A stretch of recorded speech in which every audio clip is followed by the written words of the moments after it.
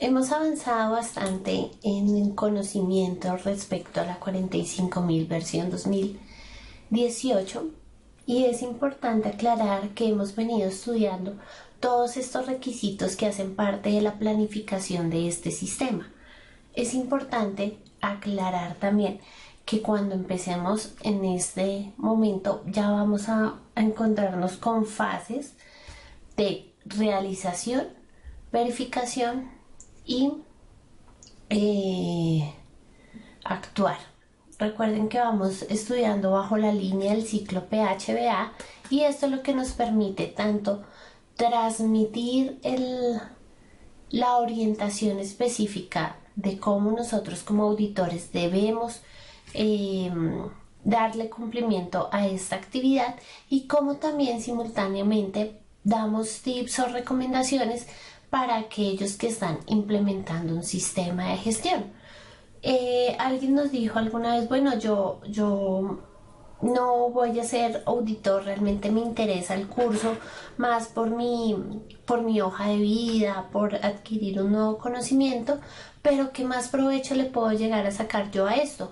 Y tal vez tú eres una persona de estas, de las que está haciendo este entrenamiento seguramente con expectativas de ser auditor más adelante o tal vez de no serlas, pero si eres una persona que está en este gremio, es importante que también sepas manejar los conceptos de forma clara, que comprendas que puedas llegar a analizar esta norma, sea bajo cualquier rol, es decir, como auditor o como coordinador del sistema. Cuando empezamos con este numeral, que es el numeral 8, recuerden que estamos hablando del hacer, de lo que la organización debe ejecutar para que pueda mostrar una evidencia. Tenemos el numeral 8.1, planificación y control operacional. ¿Qué es lo primero? Establecer controles operacionales para minimizar los riesgos laborales. ¿Se acuerdan que en la etapa anterior, en el requisito 6 exactamente, estábamos hablando de la identificación de riesgos y oportunidades y la identificación de riesgos y peligros?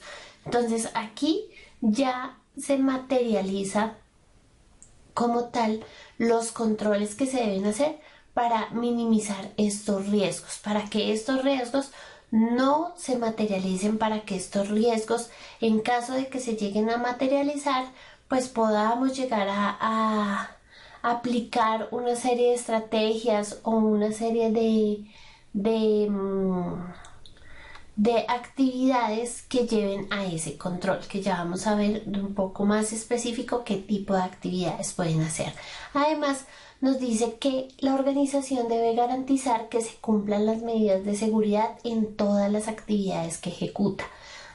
Para la luz de la norma, todos los peligros, todos los riesgos deben ser abordados, es decir, no hay un riesgo más importante que otro. Tal vez hay un riesgo más alto que otro, un riesgo que tiene un impacto menor, pero todos los riesgos deben ser atacados. Pero cuando hablamos de ser atacados es que se deben establecer esos controles operacionales. Y de aquí viene este requisito, el 8.1, planificación y control operacional. Vamos a dar un ejemplo para el contexto, para que nosotros podamos analizar un poco y qué es lo que nosotros como auditores debemos evidenciar.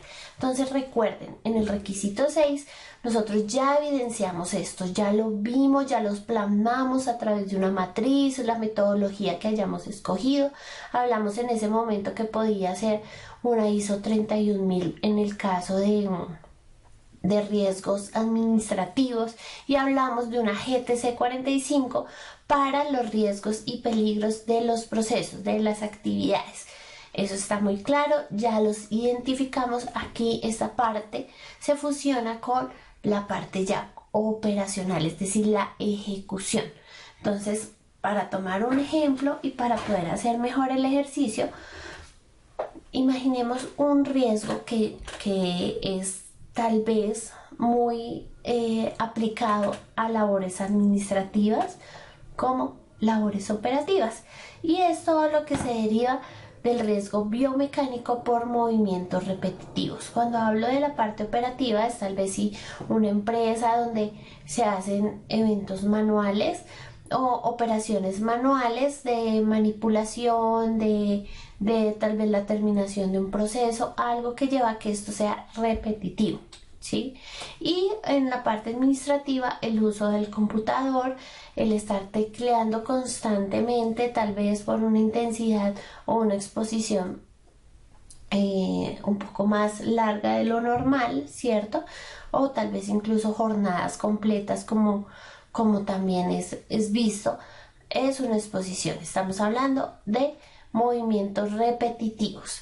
Cuando ya estamos hablando aquí de la parte de control operacional o qué control operacional ejerce esta empresa sobre este riesgo, es importante tener algunos ejemplos.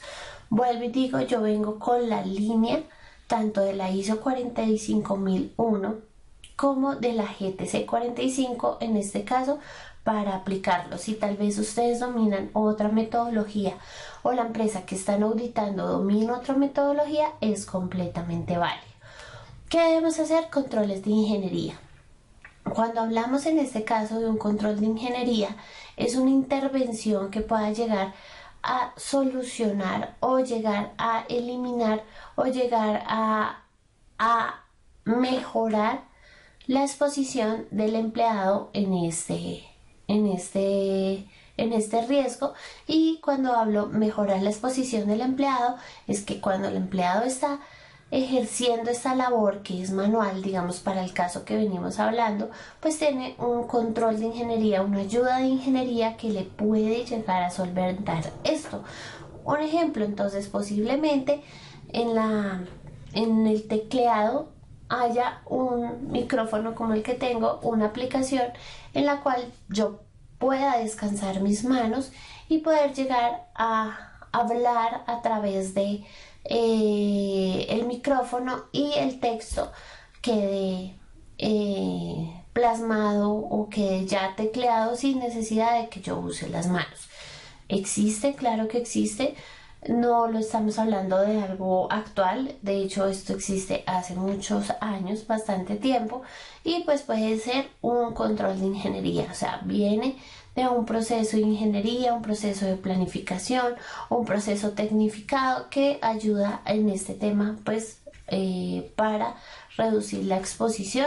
Y obviamente pues al reducir esta exposición estamos ayudando mucho al empleado en el movimiento de sus manitas, de sus pausas activas o lo que en ese momento pues se pueda llegar a hacer.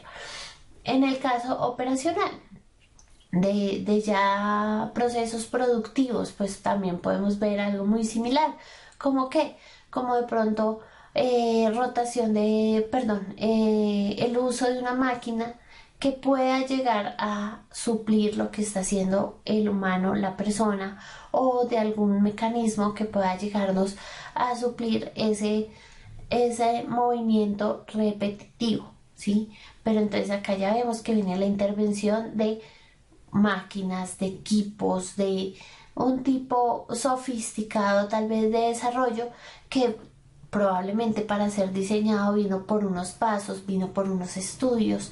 Entonces esto es lo que permite denominarlo como un control de ingeniería. Cuando estamos hablando ya de controles administrativos, vemos todo aquello que puede llegar a ser estas personas que están velando por el sistema de gestión, los coordinadores del sistema, los responsables del sistema o en sí el sistema, aquellos que son responsables del sistema, como el COPAS, como un comité de convivencia. Entonces ya estamos hablando tal vez aquí de capacitaciones, de charlas, de un tema de señalización, controles administrativos que claramente son muy eficientes. ¿Por qué lo digo yo? Muchas veces pensamos que la tecnología o estos controles de ingeniería, por no clasificarlos únicamente en tecnología, ayudan mucho más a un operario o una persona que está expuesta a este tipo de riesgos, y pues realmente no es así. Un control operacional administrativo puede llegar a a solventar muchísimo, incluso afectar enfermedades laborales. El concientizar en estas capacitaciones, que lo veíamos también anteriormente, es súper efectivo, porque al hacerlo tú le estás diciendo, listo, estás expuesto a este riesgo y estas son las afectaciones que puedes tener por este riesgo. ¿Vas a hacerlo bien o vas a hacerlo mal? Seguramente te van a decir, no, yo lo voy a hacer bien porque yo no quiero estar enfermo. Entonces, al generar esta conciencia, hace que estos controles a través de capacitaciones pues puedan llegar a resultar. No solo capacitaciones, digamos, temas de pausas activas para estos partes del cuerpo que se ven afectadas por estos movimientos repetitivos. Entonces son muchas actividades que se pueden llegar a hacer, o de forma visual. Cuando hablamos de señalización, no es solo la alerta que vemos en la mayoría de casos, sino un aviso o un post que vaya en pro al cuidado, a la detección temprana de estas afectaciones, al hacer y motivar para hacer estas pausas activas. Otro control operacional que podemos ver es el uso de equipos de protección personal. Entonces, cuando se hace este reconocimiento de EPPs y se lleva al empleado a que los use, a que los maneje, pues realmente es a nosotros, o quienes hemos estudiado seguridad y salud, nos dicen, este tal vez es el último control al que tú debes llegar. Ataca primero estos otros controles que hemos visto y llegas a poner a lo último EPPs en caso de que no exista herramientas tal vez administrativas o de ingeniería que te puedan llegar a ayudar a que este riesgo no se materialice o a reducir este impacto. ¿Por qué? Porque seguramente si llegamos y atacamos el elemento de protección personal de forma inicial para prevenir la afectación o para disminuir ese riesgo, pues realmente no estamos analizando estos otros controles que nos pueden ser muy efectivos. ¿A qué voy con esto? Seguramente en este ejemplo no necesitaríamos llegar al uso de un elemento de protección y podemos evitar la materialización de este riesgo, y aparte hacemos que sea un trabajo más seguro, o lo podemos llegar a complementar, porque también se puede llegar a complementar con el uso de un EPP. Y por último, el monitoreo y supervisión. Es muy importante que siempre, constantemente, estos controles estén monitoreando y se haga un seguimiento. Que el seguimiento cada cuánto es, pues la norma no lo dice, no lo establece, ¿verdad? Pero entonces es importante que nosotros este seguimiento lo hagamos de forma regular, de forma constante, que podamos ver si definimos una capacitación, que ésta se haga, pero no únicamente cumplir la capacitación, sino vamos, ¿se acuerdan? Un paso más allá. Entonces el paso más allá es definir de esta capacitación qué se ha generado, qué buenos hábitos se han generado, se han presentado accidentes después de la capacitación o no, enfermedades laborales, y ir teniendo estas estadísticas de seguimiento. Sí, el sistema pide estadísticas, pero recuerden que vamos más allá. Estas estadísticas van a ser analizadas, se van a analizar estas acciones, cómo han contribuido. Seguramente no, mire, si se siguen presentando accidentes, tal vez no tenemos los controles operacionales realmente eficientes y por eso nos sigue ocurriendo el mismo accidente, o se sigue materializando la enfermedad laboral en otros que no estaban afectados inicialmente. Entonces, ese seguimiento, esa supervisión, ese monitoreo que vamos a estar haciendo es fundamental para que realmente podamos cerrar todo este ciclo.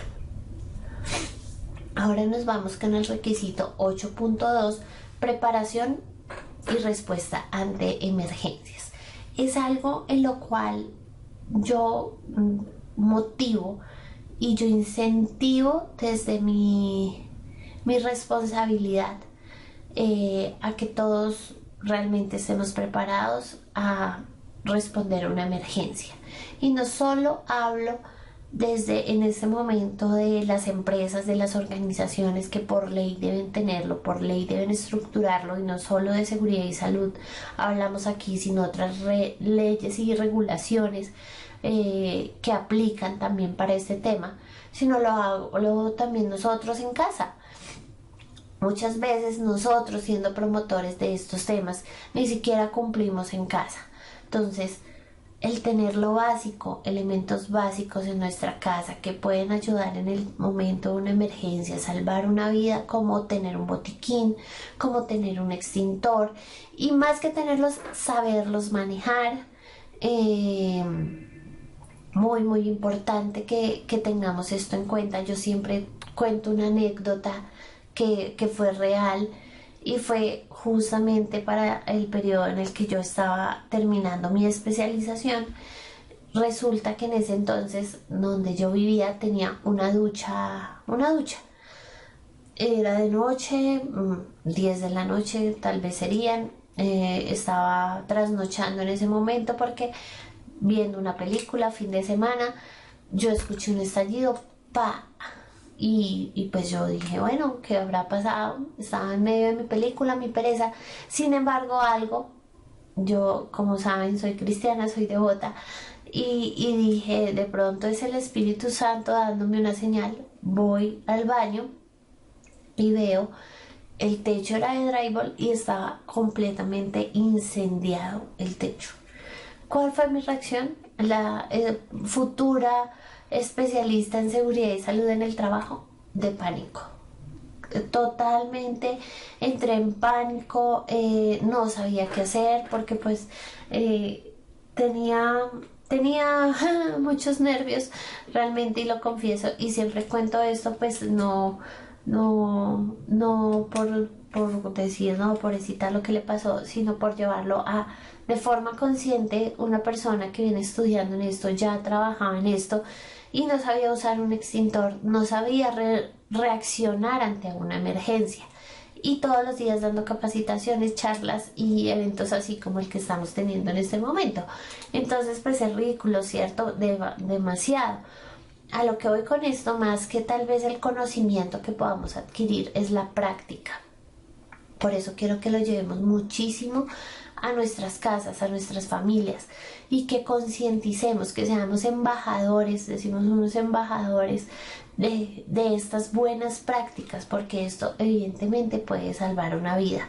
Afortunadamente mi esposo sí reaccionó de una forma coherente al evento que estaba ocurriendo, tranquilizándome, corriendo, cogiendo el extintor, accionando el extintor, que de forma afortunada teníamos.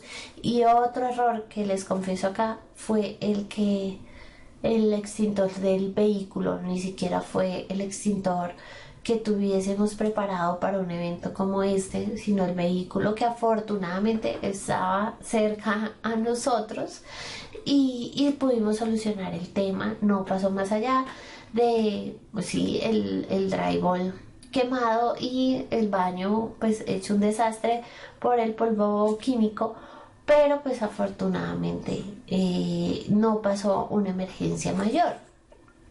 Yo siempre he pensado, ¿qué hubiese pasado si yo estuviese sola? Ni siquiera en mi pánico me hubiese dado el momento de decir, tengo un extintor en un vehículo. ¿Sí? No lo hubiese hecho, o sea, es decir, no estaba preparada para responder una emergencia. Entonces, ¿qué es importante para poder estar preparados? Y el momento de la auditoría, ¿qué es lo que debemos evidenciar? Pues primero, que hayan planes de emergencia.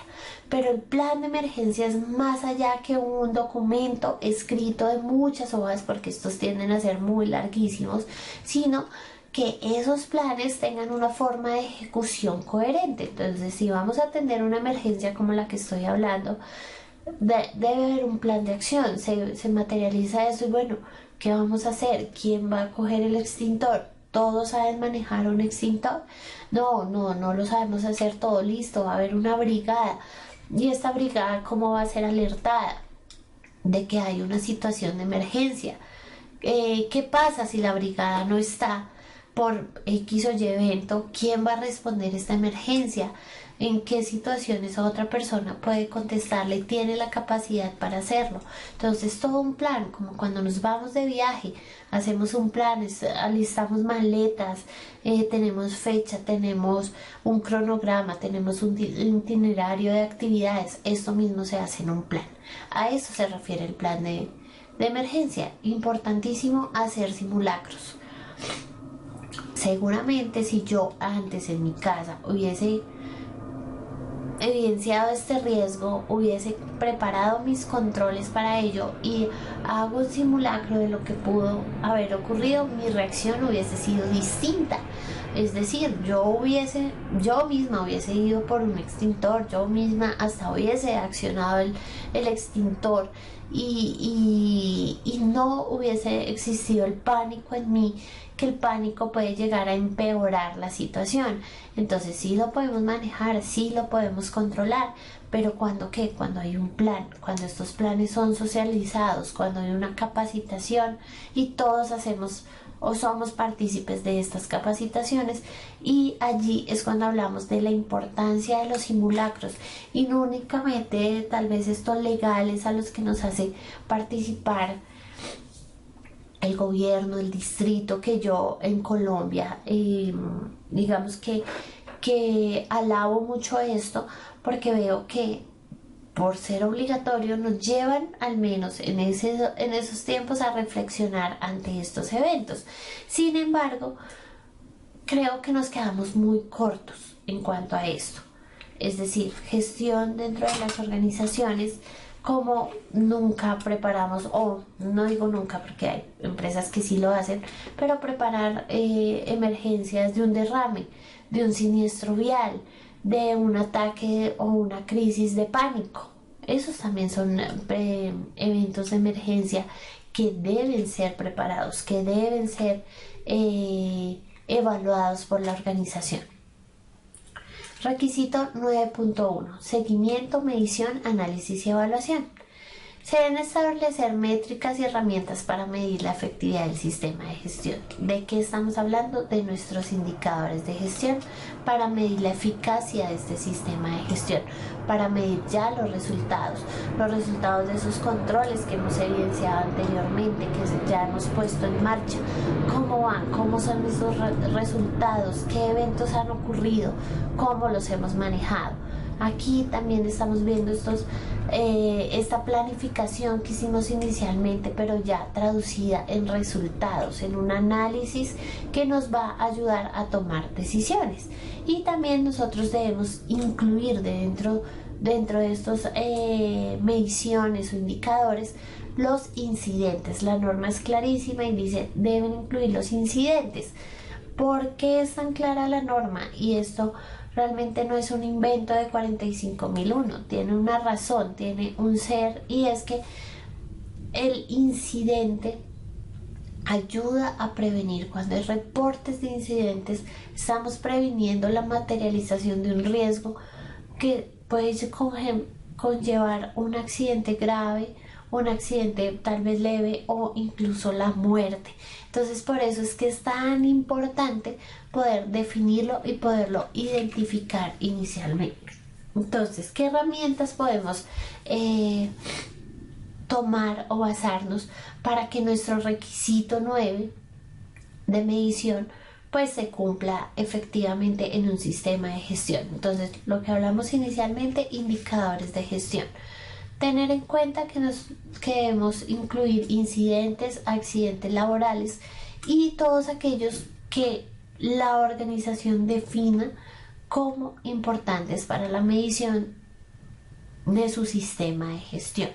Sí, la norma, hay decretos, cuando estemos viendo ya el decreto 1072 y la resolución, vamos a ver que hay unos indicadores que trae y que nos dice estos deben ser medidos obligatoriamente, pero hay empresas donde se crean otro tipo de indicadores que no vienen de estos, vienen de otras actividades, vienen de los controles que han apropiado dentro de su sistema de gestión, y esto es completamente válido. Segundo, auditorías internas y externas. Entonces, importantísimo llevar a cabo estas auditorías. Nosotros como auditores hacemos parte de este requisito, del requisito del seguimiento de la medición, del análisis para llevar a la mejora, es decir, para entrar a nuestro requisito 10. Esto debe hacerse de una forma planificada, de una forma periódica, es decir, debemos cumplir con esa norma, con estas auditorías internas o externas en un ciclo mínimo una vez al año. Si se van a hacer 2, 3, 5, 10, perfecto, espectacular que vivamos en modo auditoría. ¿Qué nos dice la norma? Mínimo una vez al año. Y cuando estamos identificando, puede ser hallazgos de no conformidad en las auditorías, o puede ser que estos indicadores que hemos planteado no se cumplan, pues lo ideal, conforme sigue el ciclo, es hacer un análisis de esta identificación. Entonces estamos hablando de estos análisis de causa raíz, encontrar cuál es la causa raíz real del evento que se está presentando. ¿Se materializó un riesgo? ¿Por qué razón se materializó? No solo ir a la corrección, sino ir a ese análisis que realmente es importante y que se requiere realizar. Entonces, como les decía, es importante hacer estas auditorías con una frecuencia definida, mínimo una vez al año.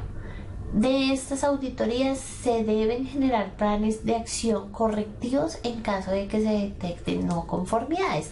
Si no se detectan no conformidades, no quiere decir que la empresa no hace nada, que no toma acción. Claro, tiene que tomar acción en pro de la mejora, que ya vamos a entrar a ese requisito.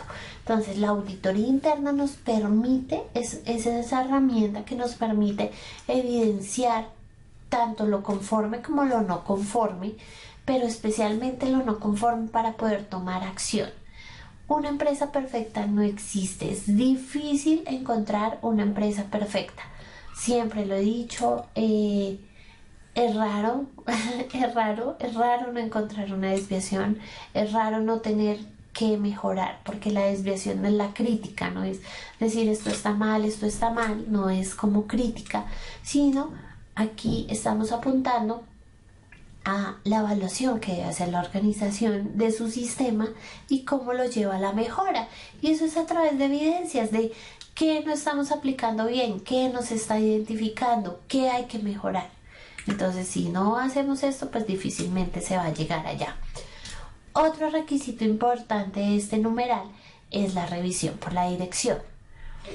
Esta revisión por la dirección, ojalá siempre la podamos evidenciar como este informe conjunto, no únicamente el responsable del sistema que se encarga de reunir todos los indicadores, que se encarga de reunir todos los hallazgos de auditoría, todas esas entradas que debe tener la revisión por la dirección, sino que realmente sea un ejercicio de todos los que participan en el sistema de gestión y que de forma consciente se lleguen a estos datos y que a través de estos datos se puedan tomar decisiones. Eso es lo que se espera de una revisión por la dirección. Van a haber unas entradas que nos van a permitir identificar cómo a nuestro sistema nos cuenta la historia, es como un libro, ¿cierto? Entonces viene con una introducción, viene con un nudo, con un desenlace y nos empieza a contar esta historia de cómo en este periodo de tiempo, que suele ser anual, pero puede ser antes, mínimo una vez al año, en este año, ¿cómo nos fue? ¿Cómo le fue a esta organización? ¿Cuántos accidentes se presentaron? ¿Qué hicieron? ¿Qué riesgos identificaron? Todas estas variables. Y esto hace que el ejercicio sea muy, muy, muy muy consciente, y a través de esa conciencia, de esa verdad, de esa transparencia que se debe mostrar a través de estos resultados, pues la organización puede tomar decisiones basadas en hechos, en resultados. Entonces eso es lo que busca la revisión por la dirección. Y cuando ya tenemos todos estos insumos que vienen de estos requisitos, de estos controles, de lo que se realiza y de estos resultados que hemos venido obteniendo, y ya estamos en el momento de la toma de decisiones, pues entra nuestro requisito 10, que es la mejora. ¿Qué nos dice el requisito 10? Primero, revisar todas estas estadísticas de accidentes, incidentes y casi accidentes. ¿Para qué? Para nosotros poder decir, a través de estos insumos o de esto que estamos evidenciando, cómo la organización empieza a tomar sus decisiones basadas en estos hechos, en eventos que han ocurrido. No es algo de suposición, no es algo de, si ven que ya como cambia el tema, que ya no estamos planificando, ya no estamos imaginando, ya no estamos definiendo algo que puede llegar a ocurrir, sino que acá realmente se materializó, aquí realmente ya ocurrió un accidente, un incidente o un casi accidente. Evaluar todas las medidas que se han implementado de forma preventiva. Entonces, si la organización, aplicando su sistema, dispuso acciones que van a la prevención de la materialización de esos riesgos, ¿cómo van esas medidas? Si están siendo efectivas o no. Mire que sí se tradujeron en accidentes, en incidentes. Es importante que lo pudieran desarrollar, no es algo fácil, pero sí se puede hacer, que pudiesen hacer una comparación de sus indicadores con los indicadores de su sector, de su gremio. ¿Esto para qué? Pues para saber cómo estamos en materia de seguridad y salud respecto al gremio, no para saber quién es la mejor o la peor empresa, no va con ese enfoque. Aquí lo que nosotros queremos buscar es que con este análisis ustedes puedan concluir: mis controles están siendo efectivos, o mire que hay empresas donde esto no se materializa y por qué en la mía sí, y podamos aprender de esas otras experiencias. Retroalimentar estos resultados a los trabajadores es muy importante, y eso generalmente no se hace. No hacemos conscientes a los trabajadores de forma evidente. No les podemos decir: miren, trabajadores, aquí tenemos un tema, y es que hemos tenido tantos accidentes en el año, han ocurrido por diferentes circunstancias o por la misma circunstancia. ¿Para qué? Para que tomen conciencia. Esto hace parte de la conciencia, de generar conciencia, de que ellos de una forma tangible puedan ver lo que está sucediendo. Hacer encuestas, hacer reuniones, hacer todas aquellas herramientas o mecanismos que puedan llevar al empleado a que él tome acción y que él contribuya a esa mejora. Los incidentes, no conformidades y acciones correctivas se deben documentar, deben estar documentados, deben estar analizados y deben estar justificados con el análisis de la causa raíz. Esto es una metodología que debe realizarse. También se deben establecer acciones correctivas. Ustedes deben ver como auditores que esta organización está haciendo un análisis de esas acciones, que está encontrando la causa raíz de estos hallazgos, de los eventos que se han encontrado.